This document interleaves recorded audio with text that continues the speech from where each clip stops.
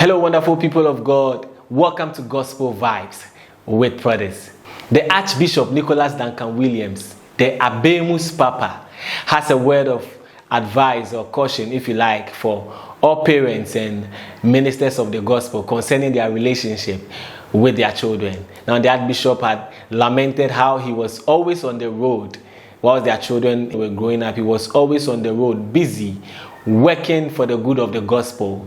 And even though he provided daily for his children, he was never present in their lives. And this, in his own words, created a vacuum which will take a lot of wisdom and grace to bridge that gap. As I've grown and maturing, I checked a lot of things. And I realized certain errors I made, unconscious errors, when I was growing up. Married very, very young at the age of 23. Didn't understand a lot of things. Ministry was tough in those days. So my life was always on the road. I was always gone. I was telling them about Bishop Ben. I used to go 6 weeks, sometimes 8 weeks, to North America, South America, Asia. Travel for days to be able to make ends meet, to provide and take care of the family, because the church couldn't take care of me. And I learned very early not to depend on tithes and offering and depend on people, because that will wound you. I had one experience and I said, no more. I'm not depending on anybody but God. And I realized when I look back and I look at the lives of my kids, I realized that there is a vacuum that has been created that is going to take a lot of grace and wisdom to bridge that gap. And this was what created the vacuum. I was never there. I provided. I paid their school fees. I made sure they had everything they needed, but I was never there. And I'll go. And even when I come, most times I'm tired, so I have to sleep. And by the time I'm up in the morning, they've left for school. Because I wake up and pray at midnight and go back to sleep. So by the time I'm up, they've left for school. By the time they come back, I'm in the office. When I come back from the office, they are asleep. When they wake up, I'm asleep. And it went on for many years. And I realized just recently by revelation that I was an absentee father. That even though I loved them and I cared for them, I lacked understanding of many things. That is not just provision and providing, but you need to have that emotional connection. And it wasn't there. So they have to raise themselves, and they got to learn to be survivors and create all kinds of things in order for them to survive and to fill that void. But nobody can fill those void, and nothing can fill that void but the love of a father. And it is taking a lot of work to try and bridge that gap.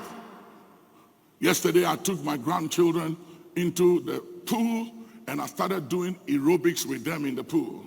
And as I was dancing with them and exercising with them in the pool, I realized that that was what I should have done when my children were like their age. And let me say this to you. Let me say this to fathers and mothers. I know you mean well, and I know you love your kids. And I know you got to provide ends meet. And you got to go out there and work and fight, because life is tough and life is not fair, and life does not give you what you desire or expect by what you fight for. But in the mix of fighting for everything to provide for them, make a little time every now and then to bond with them, because you're going to need it. Because if you don't bond with them now, there'll come a time and there'll be such a vacuum between you and them that's going to take a lot to fill it. One of my sons, he don't call me dad. I've done everything to say, listen, I'm not saying, call me dad. And he keeps unconsciously calls me sir. Because he never saw me as a dad as he was growing up. He saw me as sir. He saw me as this anointed, gifted, powerful man of God, but not a dad, because I was never around to play with him, to do things with him, so he can see me as a dad and a friend. And I'm trying to make it up to work at it, to bridge the gap. And he takes everything you can think of. He takes every grace. He takes every humility. He takes all your humanity. Madula kasa, wasalahatu kifalu salas.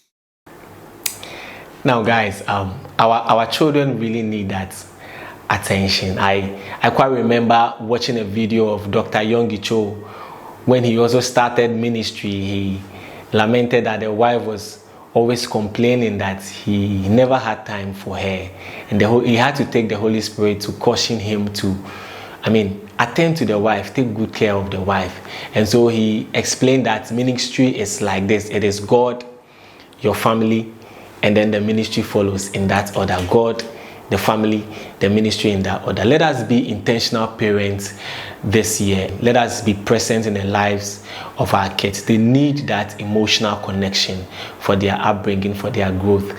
If we say that we didn't get that emotional connections while growing up, and so we cannot do same for our children, it will be an error on our side. As people of God, we always ought to be better than our predecessors, than our forefathers, than our fathers. And so this year I challenge you, be an intentional dad, be an intentional mom, be present in the life of your kid, and you won't regret. I hope you've taken a lesson or two from this video. My name is Prodes. Like, subscribe to our channel.